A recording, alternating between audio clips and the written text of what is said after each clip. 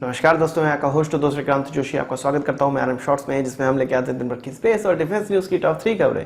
तो चलिए जान लेते हैं। दोस्तों, अपनी सबसे पहली खबर की बात करें तो वो राफेल की तरफ से आ रही है। मेड फॉर इंडिया राफेल की फर्स्ट फ्लाइट हो चुकी है और इसका जो कोड है वो RB008 है। RB का मतलब राकेश भदौरिया, जो कि उस नेगोशिएशन कमेटी के हेड थे और इंडियन एयरफोर्स के एयर मार्शल भी थे, उनके नाम पर रखा गया है, जो कि इस राफेल के दाम पे नेगोशिएशन कर रहे थे और इन्हीं की देखरेख में इस राफेल का दाम का नेगोशिएशन किया गया है। सारे टर्म एंड कंडीशन का नेगोशिएशन किया गया है। ये जो RB008 राफेल है ये ट्विन सीटर है और इसी सीरीज के RB001 से लेके RB007 तक एयरक्राफ्ट बनाए जाएंगे, यानी कि कुल मिला के 8 इस प्रकार के एयरक्राफ्ट इस सीरीज में बनाए जाएंगे। इसके अलावा जो दूसरी सीरीज स्टार्ट होगी इसी एयरक्राफ्ट की, वो सिंगल सीटर वाले राफेल होंगे, जो कि 28 संख्या में होंगे और इनकी जो कोड स्टार्ट होगा वो BS001 से BS028 तक होगा, जहां पर BS डिनोट करता है हमारे जो अभी करंट के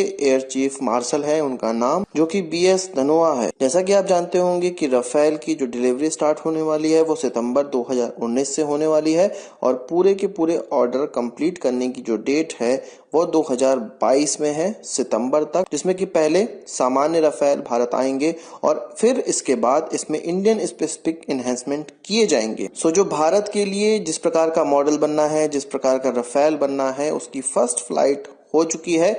इसी के मुताबिक अन्य राफेल भी अब तैयार किए जाएंगे भारत के लिए। अगली खबर में हम लोग बात करेंगे रशिया और भारत के बीच में जो S-400 की डील है उसके लिए जो अपडेट आई है, और रशिया और चाइना के बीच में जो डिफेंस डील हुई है उनकी कुछ अपडेट के बारे में मैं आपको जानकारी दे देता हूं। हमारी जो S-400 की जो डील हुई थी, इसका जो पहला सिस्टम है वो आप जानते ही होंगे कि 2020 में आएगा, दूसरा सिस्टम 2021 में आएगा और तीसरा, चौथा और पांचवा जो सिस्टम है वो 2023 तक पूरा कंप्लीट किया जाएगा। इसकी कुछ और डिटेल मैं आपको बता देता हूं। जैसा कि हमने 5 रेजिमेंट का कॉन्ट्रैक्ट रशिया को दिया हुआ है। एक रेजिमेंट में एक कमांड सेंटर होगा जिसमें कि 2 बटालियंस होंगी और प्रत्येक बटालियंस में 8-8 लॉन्चर्स होंगे। तो कुल मिला के हमारे पास 5 रेजिमेंट आनी है जिसमें कि 10 बटालियन होंगी और 10 बटालियंस में प्रत्येक में 8-8 लॉन्चर होंगे, यानी कि कुल 80 लॉन्चर यहाँ पर हो जाते हैं और कुछ 4000 मिसाइलें भी रशिया के द्वारा भारत को डिलीवर की जाएंगी। सोर्सों के मुताबिक इसका जो मूल्य है वो भी डिक्लेयर हो चुका है,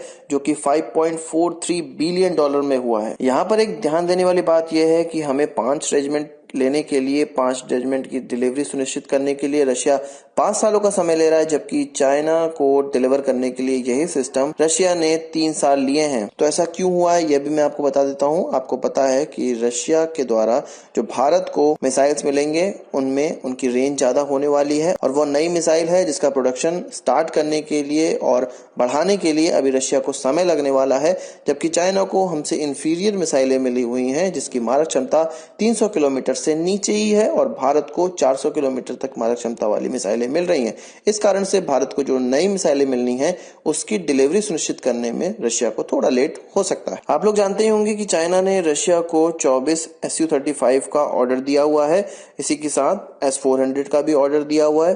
तो इस पर रशिया के ऑफिशियल्स का कहना है कि वो डिलीवरी उनको 2020 तक आते आते पूरी की पूरी कर दी जाएगी, यानी कि उनको जो भी S-400 मिलने हैं या Su-35 मिलना है वो 2020 तक पूरा कंप्लीट हो जाएगा। Russian federal service for military technical corporation यह मानती है कि चाइना में उनको मेंटेनेंस सेंटर एक खोलना चाहिए S-300 का और S-400 मिसाइल सिस्टम का। उनका कहना है कि चाइना में जो इस प्रकार का सेंटर खोला जाएगा वो फाइनेंशियली और इकोनॉमिकली बहुत ही फेसिबल होगा, यानी कि इकोनॉमिकली और फाइनेंशियली उनको बहुत ज्यादा फायदा होने वाला है, क्योंकि आप जानते हैं कि भारत भी S-400 खरीद रहा है। तो उसका जो मेंटेनेंस सेंटर है अगर वो चाइना में हो जाएगा तो चाइना की जितनी प्रॉब्लम होगी उसको भी दूर किया जा सकता है, टर्की की प्रॉब्लम को दूर किया जा सकता है और भारत की प्रॉब्लम को आसानी से इसको टैकल किया जा सकता है। पर यहाँ पर बहुत से लोगों का यह प्रश्न उठ सकता है, क्या जो हमें S-400 की डिलीवरी होगी वो क्या चाइनीज सिस्टम हमें मिलेगा या चाइना में बना हुआ सिस्टम भारत को मिलेगा?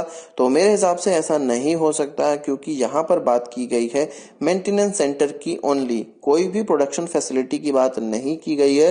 दूसरी बात, जो भारत को सिस्टम मिलने वाला है जैसे कि मैंने आपको बताया वो चाइना से बेहतर है। तो ऐसा हो ही नहीं सकता कि चाइना को कोई सिस्टम ना मिल रहा हो और उनके वहां उसकी प्रोडक्शन फैसिलिटी बनाई जा रही हो। भारत को जो सिस्टम मिलने वाला है वो रशियन सिस्टम ही मिलेगा, रशिया में बना हुआ सिस्टम मिलेगा। केवल और केवल मेंटेनेंस सेंटर चाइना में खुलेगा। यह हो सकता है कि रशिया के द्वारा पूरा का पूरा मटेरियल असेंबल करने के लिए चाइना को भेजा जाए और तब चाइना में असेंबल माल भारत को मिल सकता है, पर अभी बहुत ऐसी कम संभावना है। केवल और केवल वहां मेंटेनेंस सेंटर की बात निकलकर सामने आई है। अगली खबर में बात करते हैं अमेरिका और भारत के रिश्तों को लेकर। आपको पता होगा कि अमेरिका ने ईरान पर सैंक्शंस दोबारा लागू कर दिए हैं। जैसे किसी भी देश को ईरान से ऑयल खरीदने और फाइनेंशियल चीजों में इन्वॉल्व रहने की आज्ञा नहीं होगी डॉलर का इस्तेमाल करते हुए, पर भारत को इससे व्यूवरशिप मिली हुई है, आपको पता ही होगा। तो एक और खबर निकल कर आई है कि छाबहार पोर्ट जो भारत ईरान में डेवलप कर रहा है उससे भी मेंबरशिप भारत को मिल गई है। भारत वो पोर्ट डेवलप कर सकता है और उस पोर्ट के द्वारा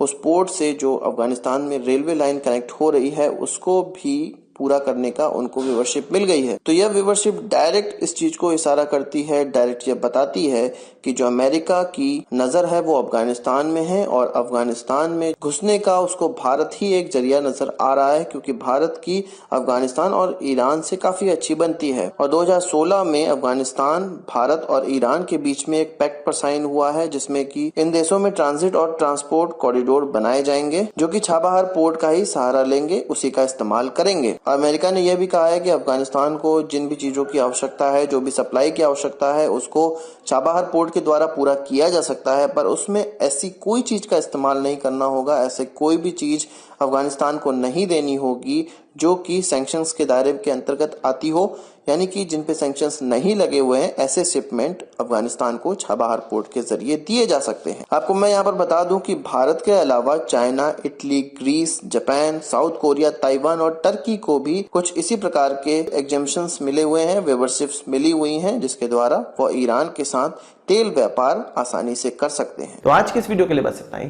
आशा करता हूँ कोई वीडियो पसंद आया। अगर आप इसको एक बड़ा थम्स अप जरूर देंगे, इस वीडियो संबंधित कोई सवाल सुझाव तो कमेंट बॉक्स में जरूर डालिएगा। और यदि आप स्पेस और डिफेंस न्यूज पढ़ने के शौकीन हैं तो आप हमारी वेबसाइट captainantrix.com पे भी लॉग इन कर सकते हैं। नमस्कार, थैंक यू, जय हिंद।